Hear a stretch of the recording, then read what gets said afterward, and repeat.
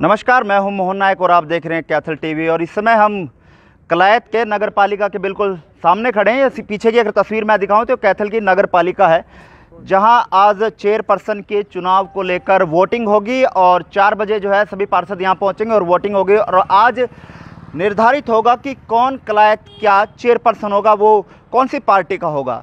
लेकिन जहां राजनीति की अगर बात करें तो बताया जा रहा है कि 9 पार्षद चंडीगढ़ अभी पहुंचे हुए हैं, जो कि बीजेपी समर्थित हैं और बीजेपी के पक्ष में हैं। लेकिन जहां वोटिंग की बात आती है तो मौजूदा विधायक और मौजूदा जो सांसद है उनकी वोट प्रक्रिया होती है। लेकिन 4 बजे वोटिंग होनी है। लेकिन उससे पहले अगर मैं आपको तस्वीर दिखाऊं तो किसान जो हैं वो नगर पालिका कलायत के बाहर पहुंच चुके हैं।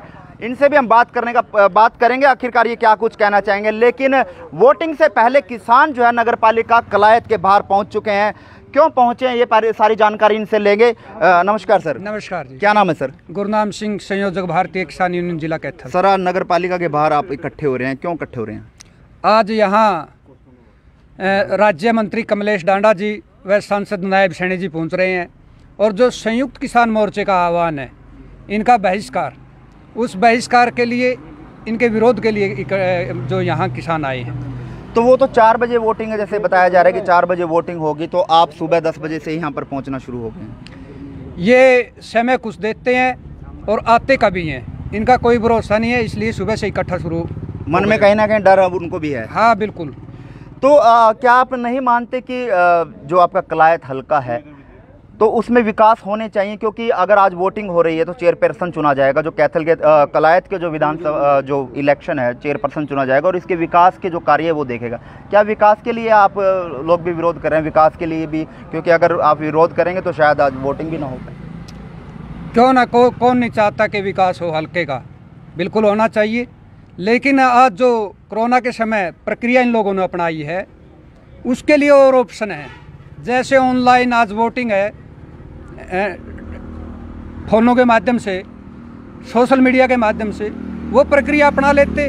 आज जो पैसा लाखों खर्च किया गया है एक मंत्री के लिए, सांसद के लिए, इस चुनाव के लिए, वो इतना पैसा भी नहीं खर्च होना था। और जो पैसा इस पर खर्च होगा वो कलायत क्षेत्र पे विकास पे लगा देते।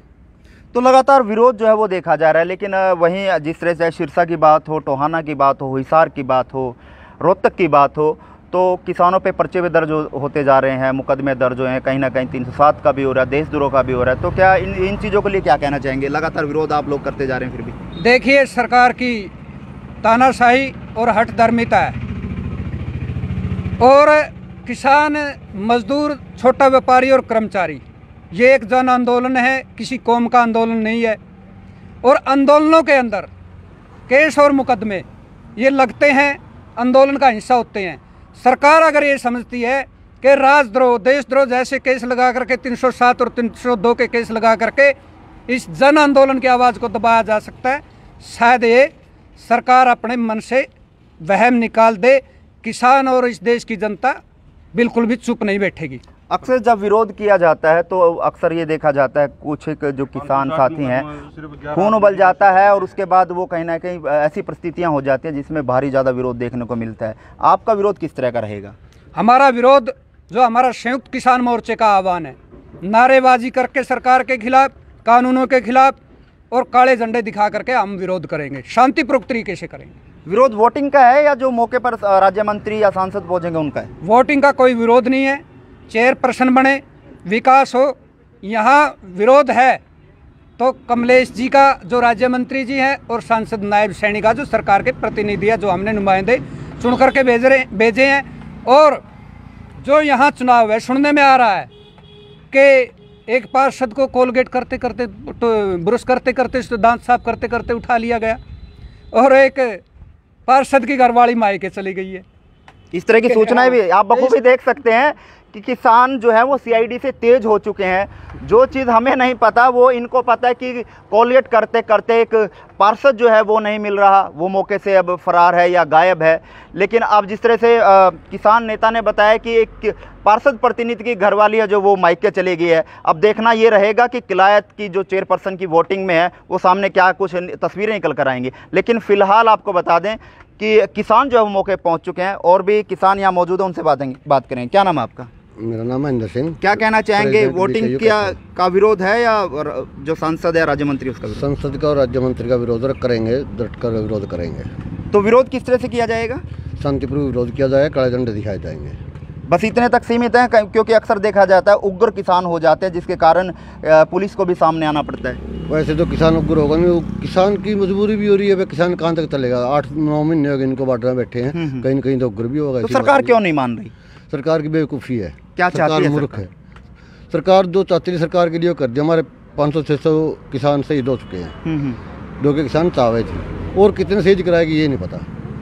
बिल्कुल जी, किसान तो एक ही डिमांड कर रहा है भाई, तीनों काले कानून रद्द होने चाहिए, MSP की गारंटी बननी चाहिए। किसान तो 2 घंटे में वहाँ से वापस प्लान कर देंगे, लेकिन सरकार चाह ही नहीं रही है कि ये चीज़ हो। सरकार आपस में कहीं ना कहीं बांटने की कोशिश कर रही है, किसी भी तरह से आपस में ये समाज बट जाए, ये आंदोलन टूट जाए और फिर यहाँ पे कास्टिज्म हो, धर्मवाद हो, इस तरह की भावना सरकार की है। लेकिन समाज जो सरकार की जो ये सोच है बिल्कुल भी कभी कामयाब नहीं होगी, क्योंकि इस आंदोलन का रखवाला परमपिता परमात्मा है। सरकार पूरा जोर लगा चुकी है, लेकिन ये सरकार से आंदोलन टूटने वाला नहीं है जी। सरकार कॉरपोरेट सेक्टर की बिचौली की मतलब गुलाम बन चुकी है, और आज इसलिए सरकार किसानों की जो डिमांड है उसको नहीं मान रही है आज ये। और जैसे अभी आप लोग बात कर रहे थे कि मतलब जो केस होंगे, केस जो आज तक जितने भी इस जो धारा का जो इस्तेमाल है सरकार बड़े मतलब गलत तरीके से करती है। आज तक हम अखबार में देख रहे थे कि 559 मुकदमे दर्ज हुए हैं, और 559 मुकदमे में सिर्फ 11 लोग ही इसमें दोषी पाए गए जो देशद्रोह का जो लगाते हैं, क्योंकि इसमें सरकार इसी के माध्यम से आंदोलन को या जो विरोध की जो आवाज़ है उसको दबाना चाहती है, लेकिन ऐसा नहीं कर पाएगी सरकार। ये लोकतांत्रिक व्यवस्था है। कहीं ना कहीं कृषि कानूनों के आड़ में जो है ये पर्चे दर्ज किए जा रहे हैं, इस तरह की धाराएं जो लगाई जा रही हैं। जी बिल्कुल, किसानों के ऊपर ये जो धाराएं जो लगाई जा रही हैं ये आंदोलन को दबाने के लिए है, लेकिन ये जन आंदोलन है, ये नहीं दबेगा।